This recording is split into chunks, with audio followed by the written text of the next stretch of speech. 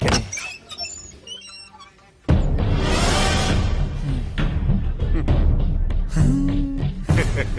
Hi, നല്ല ചിരിക്കണി. സഫാന എന്നൊരു 27-കാരി ഇന്ന് പിടിയിലായിട്ടുണ്ട് കൊച്ചിയിൽ. ഇത്ര സുന്ദരികളായ കുട്ടികൾക്ക് ഭ്രാന്ത് വരുമോ? പിന്നെ നോക്കിട്ടാണോ ഭ്രാന്ത് വരുന്നത്? എന്തിനാണെന്നല്ലേ? ഒരു യുവാവിനെ സംഘം ചേർന്ന് മർദ്ദിച്ച കേസിൽ എന്തിനായിരുന്നു മർദ്ദനമെന്ന് കൂടി പറയാം. ഇതിപ്പോ സത്യത്തിൽ എന്താ സംഭവിച്ചത്? എനിക്ക് അങ്ങോട്ട് ക്ലിയർ ആയില്ല. ലൈംഗിക ബന്ധത്തിന് ആ യുവാവ് വിസമ്മതിച്ചതിന്റെ പേരിലായിരുന്നു ഭിന്നശേഷിക്കാരൻ കൂടി ആ യുവാവിനെ മർദ്ദിച്ചത്. എന്തൊരു വെടി! ഇതിന് കൂട്ടുനിന്നത് സഫീനയുടെ ആൺ സുഹൃത്ത് ഉൾപ്പെടെയുള്ളവരും. ഇവളുണ്ടല്ലോ 10 രൂപ കൊടുക്കാന്ന് പറഞ്ഞ പൂരപ്പറമ്പിൽ പബ്ലിക് ആയിട്ടിരുന്ന് മൂത്രമൊഴിക്കുന്ന കക്ഷിയാ. വടക്കൻ പറവൂർ കുത്തിയത്തോട് ചാലക്കക്കടവിൽ വീട്ടിൽ ഷുക്കൂർ മകൾ 27-കാരി ഷഫാന ഷുക്കൂർ. എന്റെ പൊന്നോ, എന്തൊരു ഉഗ്രൻ തറവാട്ട് മഹിമയാണെന്ന് പറഞ്ഞു വരികയായിരുന്നു. ആൺസുഹൃത്ത് തൃപ്പൂണിത്തുറ ഇരുമ്പനമ്മനയിൽ മഠം വേണുഗോപാൽ മകൻ 32-കാരൻ അമൽ വേണുഗോപാൽ.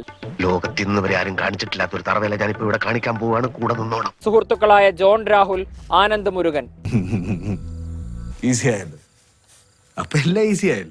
ഇവർ 4 പേരും ചേർന്നൊരുക്കിയ കെണിയിൽ വീണത് കൊല്ലം സ്വദേശിയായ ഭിന്നശേഷിക്കാരൻ അമൽ ദേവ്.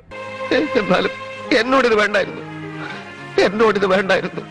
സമൂഹ മാധ്യമം വഴിയാണ് അമൽ ദേവ് സഫാനയെ പരിചയപ്പെട്ടത്. കൊറേ കാലായിട്ട് ഇവിടെയുള്ള എല്ലാവർക്കും അബദ്ധങ്ങളാണല്ലോ പറ്റുന്നത്. സ്ഥിരമായി സഫാനയ്ക്ക് മെസ്സേജുകൾ അയച്ചിരുന്നു. ഒടുവിൽ ഞായറാഴ്ച വൈപ്പിനിൽ കാണാമെന്ന് അമൽദേവ് സഫാനയോട് പറഞ്ഞു. എന്നാൽ വൈപ്പിന് പകരം കടവന്ത്ര മനോരമ ജംഗ്ഷനിലെ ഹോട്ടലിലേക്ക് വരാൻ സഫാന അമൽദേവിനോട് ആവശ്യപ്പെട്ടു. ഹോട്ടലിലെത്തിയ അമൽദേവ് കാണുന്നത് സഫാനയുടെ ആൺ സുഹൃത്ത് അമൽ വേണുഗോപാലിനെയും ജോൺ രാഹുലിനെയും ആനന്ദ് മുരുകനെയും. അങ്ങനെ ഈ റോളും നഷ്ടമായി. സഫാനയുടെ ഫോൺ ഉപയോഗിച്ച് അമൽ വേണുഗോപാൽ ആയിരുന്നു മെസ്സേജുകൾ അയച്ചിരുന്നതെന്ന് അപ്പോഴാണ് അമൽദേവ് തിരിച്ചറിഞ്ഞത്. ഒരു കാര്യം ഞാൻ പറഞ്ഞേക്കാം, ഇതൊക്കെ ഒരു ഒത്തു കിട്ടല. ഇതുപോലത്തെ ഒരു പെണ്ണിനെ ഇനി ജീവിതത്തിൽ കിട്ടിയെന്ന് വരില്ല. സഫാനയുമായി ലൈംഗിക ബന്ധത്തിൽ ഏർപ്പെടാൻ ഇവർ അമൽദേവിനെ നിർബന്ധിച്ചു. നടിക്കാനും നടിപ്പിക്കാനും അറിയാവുന്ന ഈ ചരക്കിന്റെ പേര് പതിവ്രത റാവു എന്നായിരുന്നു. ഒരു മഞ്ഞുള്ള രാത്രിയിൽ ഇവൾ എന്റെ കയ്യിൽ വന്ന് പെട്ടു.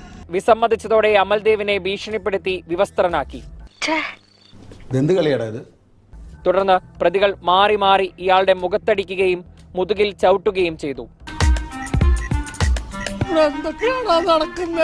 കേൾവിശക്തിയും സംസാരശേഷിയും ഇല്ലാത്ത അമൽദേവിന്റെ നഗ്നദൃശ്യങ്ങളും ഇവർ പകർത്തി. സഫ്നയെയും അമലിനെയും ഇന്ന് ഉച്ചയ്ക്കാണ് വരാപ്പുഴയിൽ നിന്ന് കടവന്ത്ര പോലീസ് അറസ്റ്റ് ചെയ്തത്. ഇതാ ഞങ്ങളുടെ പ്ലാൻ. ഇത്രേ ഉള്ളൂ ഞങ്ങളുടെ ബുദ്ധി. ഇവരെ ചോദ്യം ചെയ്തതോടെയാണ് ഈ ആസൂത്രണത്തിന്റെ ചുരുളഴിഞ്ഞത്. ഇപ്പോ ഏറെക്കുറെ നമ്മൾ ഹാപ്പിയായി. അപ്പൊ എങ്ങനെ ഇവിടെ തന്നെ കാണുമല്ലോ.